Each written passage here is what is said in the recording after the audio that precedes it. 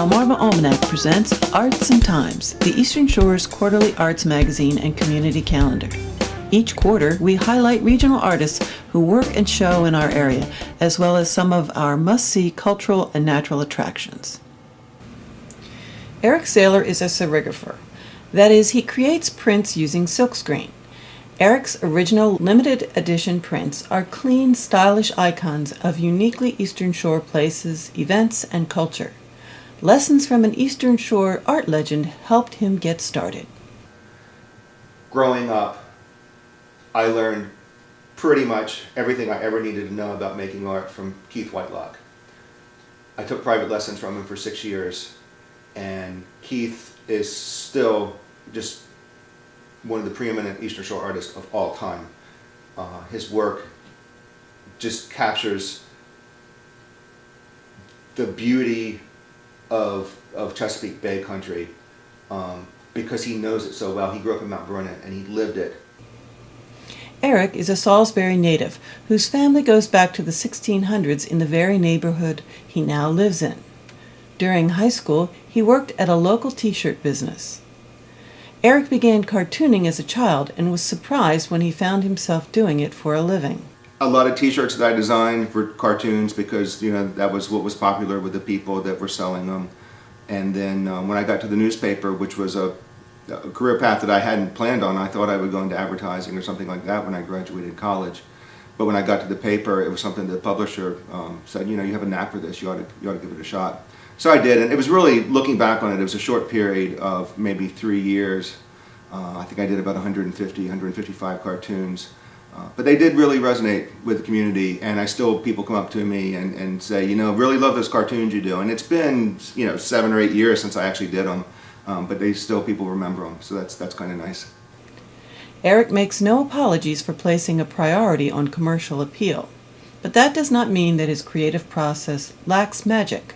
There's a lot of things that I could do that would satisfy me that wouldn't satisfy a buying public. So when I think about the kind of images that I want to put out there, I think what's going to sell. From there, I might make a couple doodles of what's in my head so I don't lose track of that original idea.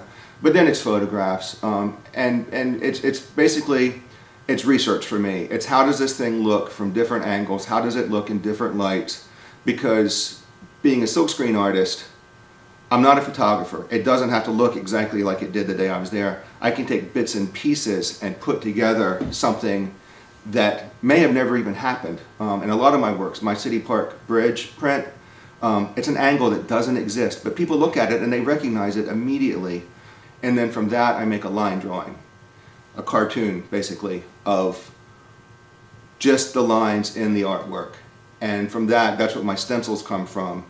Most of my work is 10 colors, 8 colors, 12 colors, somewhere in that range, but roughly around 10 colors. And that means there's a screen for each color, a stencil for each color, and the colors are printed, one at a time, one sheet of paper at a time, layered up. I come from a German heritage, so it's wired in me to be this organized, disciplined, scheduled person. Process-oriented as I am, I can lose hours when I sit down to draw. And whatever gift that I have from above, it works for me. It comes when I want it to come. And I realize that's a gift. That's just something that's a blessing to me. But I can turn it on. And when I do, it's enjoyable. And all of a sudden, it's 2 hours past lunchtime. I'm not hungry. They're the magical days. They're the ones that you do this for. Business is an acquired skill that every artist needs to develop. Erick takes part in a regional circuit of shows which have helped him develop a following and connect him to other artists. He makes use of social media and a monthly email newsletter to keep in touch with his collectors and admirers. If there's any young artist who are hearing this, my advice is take some business classes, because it's not part of the requirement anywhere I know where you're an art major and you're going to get a degree in art. The work you do as an artist and the work you do as a business person, in my mind, you're two different characters in the same play. What comes naturally to me is being out here in the studio by myself. I'm happy, and people say to me, Erick, how can you You know, you worked in a newsroom for 22 years. You know, this buzz, this din. You know, how can you put yourself away? Because I'm happy here. It's a challenge for me to get out and do a show. And you know, already I have 2 coming up in the next 2 weeks, and there's a little bit of dread. And there shouldn't be, because once I get there and I'm set up, and people start coming up, I'm fine. And at the end of the day or the end of the night, it was a great time. You know, there was one I regret. But really, there's really never a show when I'm coming home and thinking, boy, that was a real waste of time. And like I said, you may not even sell that much, but just the interaction with people, it's enough to feed you to keep going and doing what you're doing. Erick's current print is an homage to Bethany Beach. A previous Bethany-inspired print met a lukewarm reception at a show in the resort town. So I did this print of this pink cottage, and at the bottom of it I didn't put Bethany Beach. It was just this pink cottage called the Print Summer Cottage. And when I went to the show, people were like, do you have anything for Bethany? Yeah, I have this pink cottage.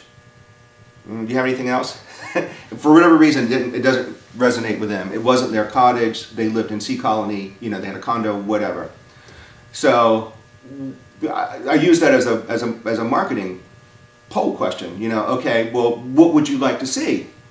And they kept saying this Indian. And I'm like, this stupid Indian. It's at the end of the road. You know, the guy that made it wasn't from here. But the Indians all over the country. The same Indian is in, or a very similar one is in Ocean City. And there's 48 other Indians, and every state has this Indian.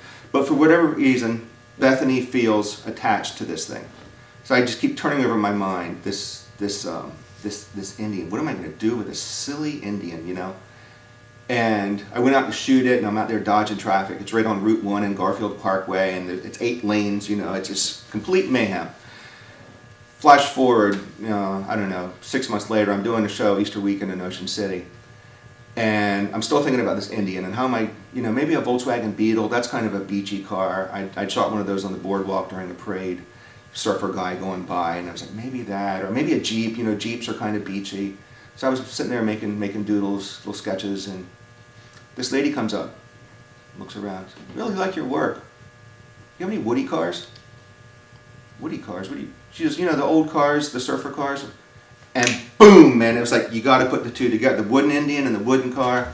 So, you know, sometimes it's just an inspiration like that you just sit on, and months later, the thing finally comes together, and he was like, God, that's a genius idea right there.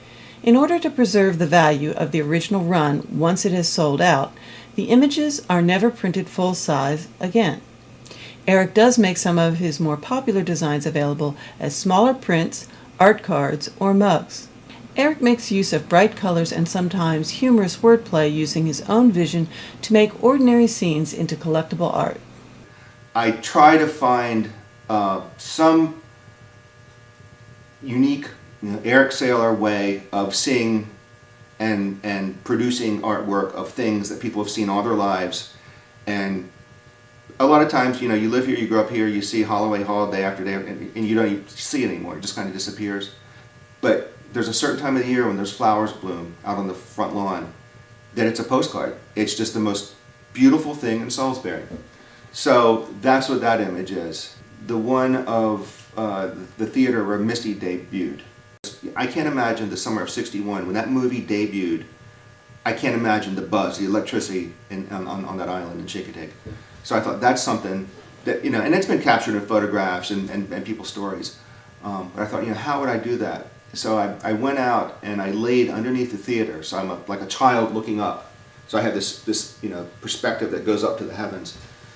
And I found archival photographs, the way the old signs used to look. So I built the theater, designed the marquee so that it was what it said when Misty opened. And then I had a car. It was a '55 Ford shot on the boardwalk at the Endless Summer Cruise In, you know, 6 months before. It was a '55 Ford. I was like, that's about right for summer of '61 in CHINCOTEAGUE. You know, a little bit behind the times, but the dad's bringing the girl to the movies. So a lot of times there's a little story there. If you look beyond just the, you know, the 10 colors and what the image is, there's a lot more going on than what meets the eye. Erick's simple, elegant style actually goes back to his experience as a t-shirt designer and cartoonist. These jobs require the artist to communicate ideas in their mostly primary elements and colors. His aim is to convey the essence of this place. There's just all these places that just made me who I am, and it's just so easy to give that back in my art. You know, I don't even have to think about, I did that stock car racing print for me. I mean, yeah, I want to sell it and make a little money on it, but it's something I wanted on my wall. And there's a lot of that in my artwork. It's being born and raised here, and being who I am, and loving the things that I love about this place, that I just feel like I need to let people know about it, you know, how cool it is. My tagline on my website is Eastern Shore Art for the Rest of Us. Any direction you look at from Salisbury, an hour away in any direction, and there's some little town, some little place that people come from all over the East Coast, all over the world sometimes, because it's better than where they are, you know, and they'll come spend their week here. And I said, man, there's just so much here to be celebrated. That's the niche for me. Erick Sahler's work can be seen in local galleries and at Salisbury's Third Fridays on the downtown plaza. You can purchase his work and see a schedule of upcoming shows on his website, ericksahler.com. This publication is funded by Worcester County Tourism. Visit the beach and beyond. Thank you for watching this presentation. This has been a Moonshell production.